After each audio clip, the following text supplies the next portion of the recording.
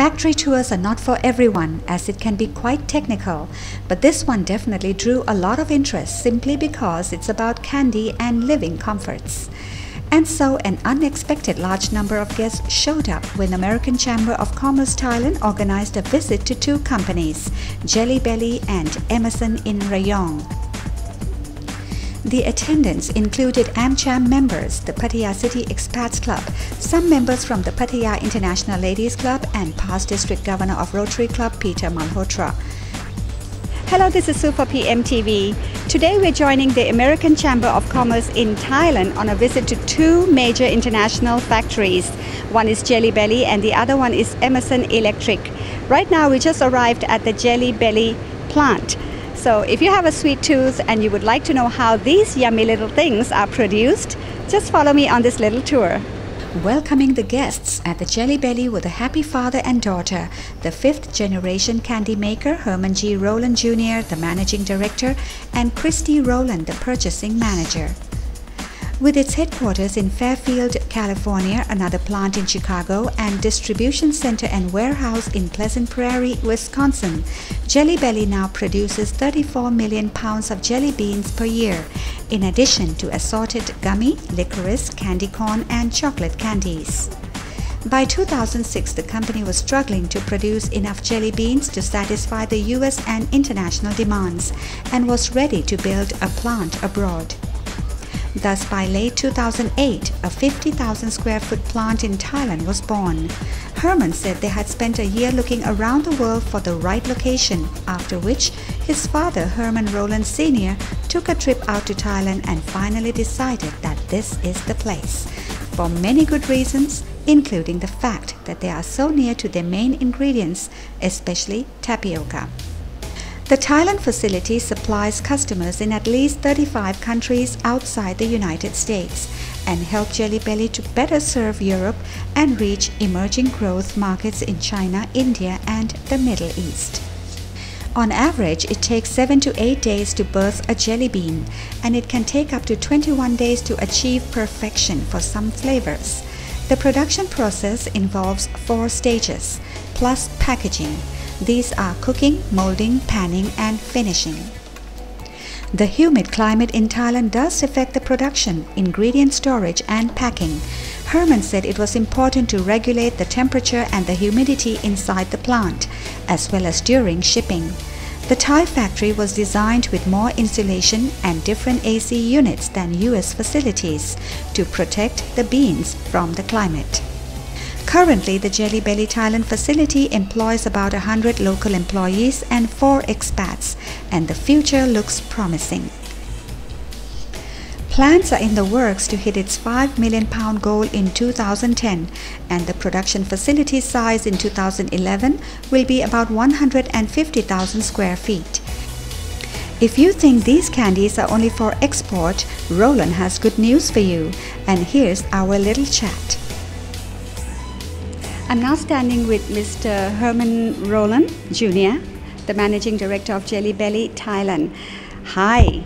Hi, how are you? Good, it was a great tour. Now, when was this plant established? About 2 years ago we started our production. Mm-hmm. And before that it was under construction? Yes, under construction for another 2 years. Right. So I've been here for about 4 years now. Okay. Now, why did Jelly Belly choose Thailand as the location? Well, it was probably my father. We've been looking all over the world for a good place to start our international factory, and he has a friend that has a factory here, and so he came out here and visited for a few weeks, and then he came back and he said, "Kids, guess what? We're going to build a factory in Thailand." So that's how it started. Yeah.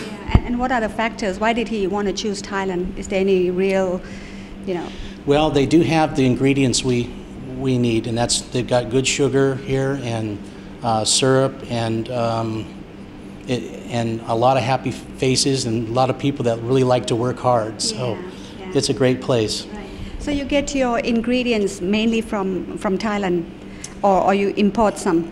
All of our smaller ingredients we import from the U.S. so we can make sure our candy will be exactly like it is in the U.S. But sugar and tapioca syrup and stuff like that we get here. Right. Now, the difference in climate, of course, in Thailand is different from the U.S. Big difference. So yes. I'm sure it affects a lot of stuff in production, ingredients, storage, and packaging. How do you cope with that? It does when it gets outside the building. Inside the building, everything's controlled. We've got the air conditioning and dehumidification to take care of it. But as soon as this candy gets outside in this humidity, it can stick like a big clump. So that's why we've switched to this type of packaging. And what type is that? It's we call it a Triapex. A vacuum? And this is probably what we'll be selling in Thailand here in the future. So. In the future, when is that going to be? Well, I hope next month. Okay. And where do you send them out right now? Who do you supply to? Right now, we're selling to 35 different countries, and even a little bit to Canada too. Okay. How many employees do you have here? It can range between 80 and 100 employees, depending on what's going on. Right. Now, why do people want to work here besides being in a sweet environment? I hope it's a good environment for everybody. I do my best to make sure everybody's happy here. What are the future plans of the company? Well, right now we're in the process of expanding. I've got another building to add on here because we just don't have any room inside, as you could see.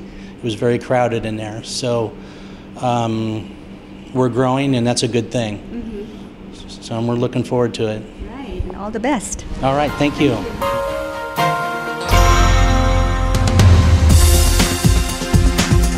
For more information, visit www.jellybelly.com.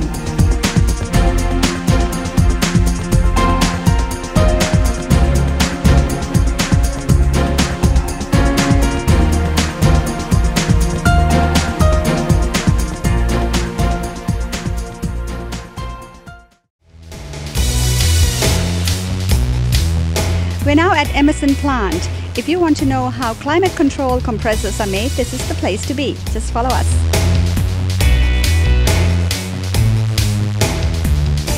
Moving on from candy smell to metal smell, the visitors arrived at Emerson Technologies.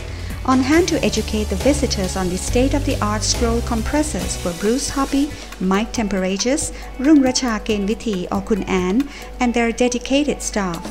Bruce is currently the Vice President of Asia Operations, responsible for their compressor manufacturing plants in Rayong, Thailand, Suzhou, and Shenyang, China, and support for 2 plants in India.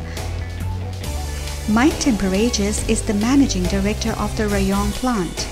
When Emerson first pioneered to use scroll technology in compressors, it changed the industry forever.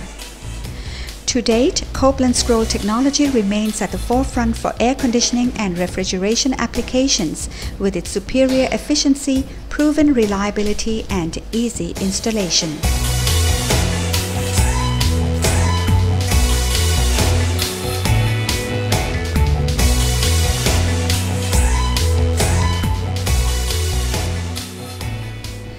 Basically, the Copeland scroll compressor has one scroll or spiral orbiting in a path defined by a matching fixed scroll. The fixed scroll is attached to the compressor body. The orbiting scroll is coupled to the crankshaft and orbits rather than rotates. The orbiting motion creates a series of gas pockets traveling between the 2 scrolls. On the outer portion of the scrolls, the pockets draw in gas and then move into the center of the scroll, where the gas is discharged. As the gas moves into the increasingly smaller inner pockets, the temperature and pressure increase to the desired discharge pressure. The visitors were taken to the work floor to get an up-close and personal look at the Copeland scroll compressors being born, and were promised that after the tour they would be able to assemble a scroll compressor with their eyes closed. The plant manufactures 1.5 to 15.0 HP Copeland scroll compressors and is currently expanding production to 1 million units per annum.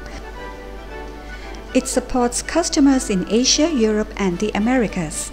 Emerson is publicly owned and listed on the New York Stock Exchange. Emerson Thailand Limited opened their plant in Rayong in late 1996, representing a $130 million investment, covering both compressor and motor manufacturing.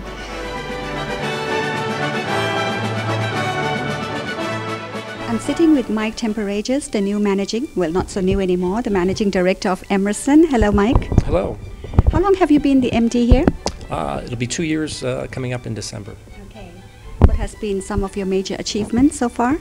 I think our major achievements here has been achieving a very, very large ramp up here. After 2009, when we had the global economic crisis, our market recovered very fast, and we've seen a 25 to 30% growth this year over last year. So we've had to respond to that increase in market demand by ramping up our production lines to meet that. So that's been a challenge for us this year.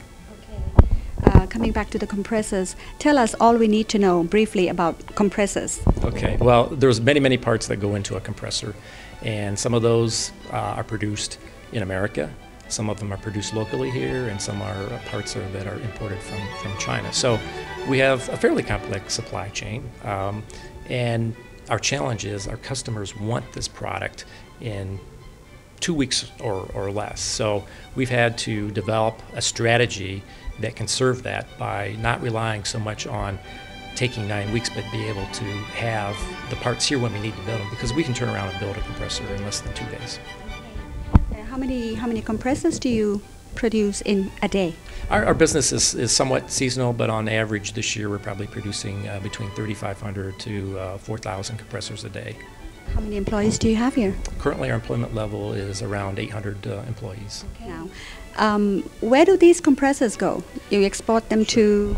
We export, well, first we serve the local market here in Thailand, our customers. And then we also export about 75% of what we produce to countries like Korea, Japan, the Philippines, Indonesia. We also export to Australia, India, and Middle East. So a very varied market that we serve. It goes into what? Not for homes, right? Is it for private homes, or is it for establishments, or what? For plants, hospitals? Good question. Most of what we produce here is for mid-size retail or commercial buildings and larger, like for example 7-Eleven stores. Some of the compressors we produce here would go into units that would provide air conditioning for facilities like that. Now, I saw in your presentation that Emerson also received a Social Responsibility Award. What is that? Right. That is the Thai Social Responsibility Certification. It's a very important from the aspect that it is based on employee safety and employee welfare. And that means a lot when we deal with our customers here locally, our Thai customers. And then also it really means a lot to our employees because it's based on our commitment to safety and welfare of the employees. What about other community social contributions? We try to support some of the local charities, like for example, Gestures Care for Kids. Also through the Hemorrhage Land Development, there are some programs where we sponsor school supplies. Some of our people go out as part of that and provide school supplies to the local schools here in this area. Okay. What are the future plans? Our future plans are to continue to grow our production here. The emphasis on the growth within Emerson is really focusing on emerging markets like China and Southeast Asia. So our production will grow as we grow our sales in Southeast Asia. That is the customer's side, right? Right. What about the plants? Do you have plants in Thailand? We have plants not only here in Thailand, we also have a plant in Suzhou, China, which serves the China market, and we also have a plant in India that supplies the ever-growing demand for compressors in India too. That's great. Anything else you want to add? I can't think of anything, Sue. All right. Thank you, Mike. Thank you.